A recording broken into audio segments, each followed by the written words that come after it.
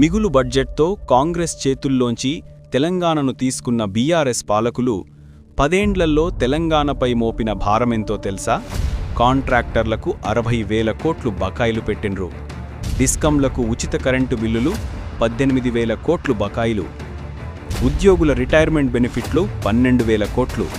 ఉద్యోగుల medical, PF బకాయిలు 5,000 కోట్లు. ఎర్వస్ఎంఈలకు ఇవ్వాల్సిన ప్రోత్సాహకాల్లో 3,007 కోట్ల బకాయిలు. గ్రామ పంచాయతీలకు బకాయిలు 1,380 కోట్లు. పావలా వడ్డీ రుణ బకాయిలు 725.18 కోట్లు.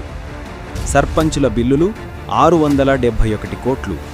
ఆరోగ్యశ్రీ బకాయిలు 656 కోట్లు. చేనేత కార్మికుల బకాయిలు 350 కోట్లు. మొత్తం బకాయిలే 1,30,000 కోట్లు. ఇవి కాక 8 లక్షల కోట్ల అప్పులు. ఇప్పుడు చెప్పండి, ఏం చెయ్యాలి దొంగలను?